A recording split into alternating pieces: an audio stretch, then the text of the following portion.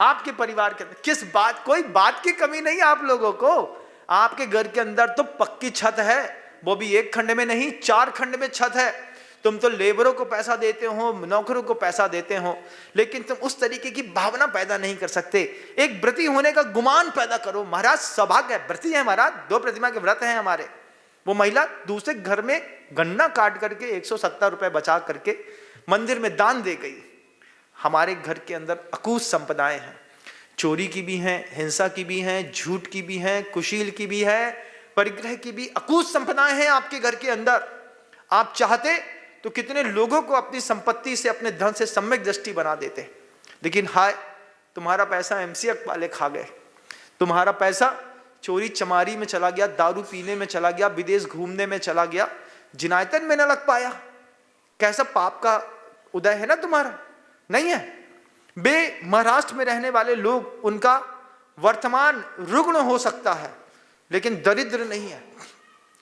मजबूत सम्यक दर्शन को लेकर के एक बार किसी व्रत का संकल्प ले लिया तो उस व्रत में वो एक्सक्यूज नहीं मांगते। एक भी व्यक्ति महाराष्ट्र का ऐसा नहीं है जिसने कभी रात्रि भोजन का त्याग किया हो, कभी छूट मांगी हो। एक भी महाराष्ट्र में रहने वाले किसी भी व्यक्ति से कहो कि गणंत का त्याग, तो वो ये कभी नहीं बोलेगा कि संडे सैटरडे की छूट है। जितने भी विलासी जीवन जीने वाले लोग होते हैं, इनको अतिचार पहले लगाना होता है, व्रत बाद में ग्रहण करते हैं। जैसे चोरी, पहले से टैक्स चोरी के रास्ते निकाल लो, बाद में रूल्स बनते हैं। जितने भी बड़े लोग हैं, इनमें अतिचार की संभावनाएं ज्यादा है। अतिचार छोटे लोग नहीं करते, कितना निर्दोष व्रत का पालन करते हैं और निकल जाते हैं। आपका घर खूब अच्छा है, एक सम्यक दृष्टि तो बताओ ना भाई, एक बताओ बस।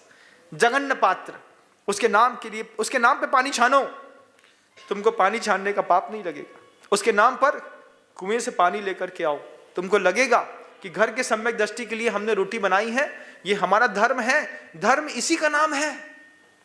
उसके सम्यक की स्थिति बनी रहे, उसके सम्यक की वृद्धि हो सके, उसके सम्यक से फल निकल सके।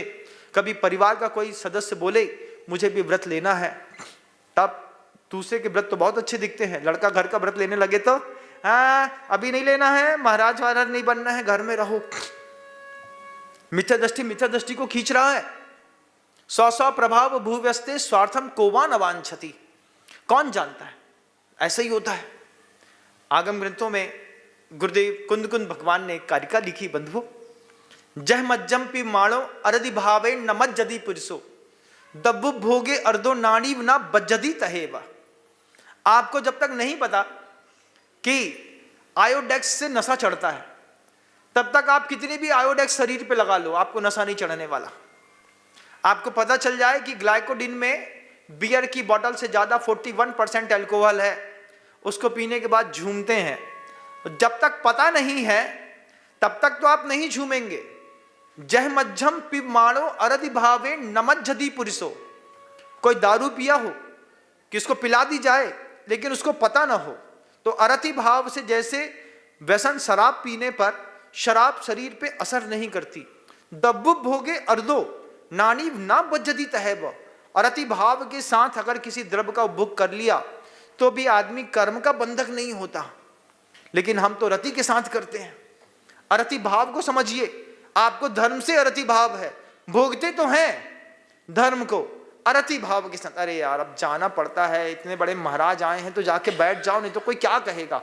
अरति भाव से धर्म का भोग, अरति भाव से शांति धारा, अरति भाव से पूजन, अरति भाव से मुनि को आहार दान, आनी न बज्जदी तहैबा। तुम अरति भाव से जो धर्म करते हो उससे तुमको कुछ बंध नहीं होने वाला, इसमें रति भाव के साथ करो। गुरु जी कहते पाप अनुभवी से सीख लो और धर्म अनुभव से। बड़ा आनंद आता है। दारू पीने की इच्छा हो, किसी शराब पीने वाले के पास जाकर के उससे पूछ लो, पाप अनुभवी से सीखो। भैया दारू पीने का फायदा, अरे बोले अरे मत फंसे यार, बहुत दिमाग खराब होता है, 10 बज गया अभी तक नींद नहीं खुल रही है, माथा बराबर है। जुआ खेलने वाले से पूछो, क्यों भैया जुआ खेलने का फायदा, तो घर बोला अरे भैया मत कर यार, पूरा परिवार बर्बाद हो गया। हिंसा करने वाले से पूछ लो, पाप जब भी करो अनुभवी से पूछ के करो, अनुभवी से पाप का अनुभव ले लो। और पुण्य जब भी करो तो अपने अनुभव से करो।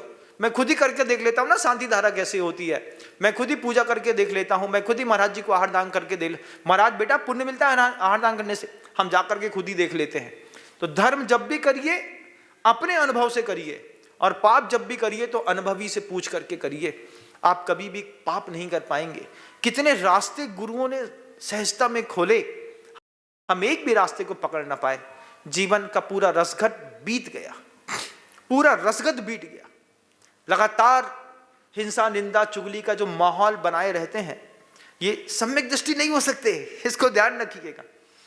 और मुझे तो जब कभी भी कुछ ऐसा होता है, किसी के साथ भी, आपके साथ भी होता होगा, छुल्लक ध्यान सागर जी महाराज जी ने एक बहुत अच्छा भजन बनाया था, बर्दाश्त जो न कर सके तारीफ गैर की, जलना भी एक तारीफ है उसको पता नहीं। कोई आपसे लगातार जल रहा है, यह भी आपकी तारीफ है। दुनिया बड़ी अजीब, बर्दाश्त जो न कर सके तारीफ गैर की। आप किसी की तारीफ आपके सामने कर दी जाए, आपको सहन होता है कि नहीं होता है? तुम्हारे घर के अंदर तुम्हारे देवर की तारीफ कर दें, अच्छा हमारे देवर की तारीफ हो रही है, देवरानी की कर दें तो, देवरानी की कर दे तो महाराज के पास आना बंद, इनके महाराज के पास नहीं जाना, वो वाले महाराज के पास जाओ। क्यों? ये हमारी देवरानी की तारीफ करते हैं, बर्दाश्ती नहीं होती। तो जलना भी एक तारीफ है, उसको पता नहीं। कुछ अच्छा फीडबैक दे करके प्रशंसा करते हैं, कोई बैड फीडबैक दे करके प्रशंसा करते हैं। प्रशंसा तो हर हाल में होती है, लेकिन आप एक सम्यक दृष्टि जरूर खोजिएगा अपने परिवार में। आपने इतने सारे घर में लोगों को पाला है, पोसा है, इतने सारे लोगों का व्यवहार किया है, आप क्या अपने घर में एक सम्यक दृष्टि बना पाए कि नहीं? अपने आप खोजिएगा।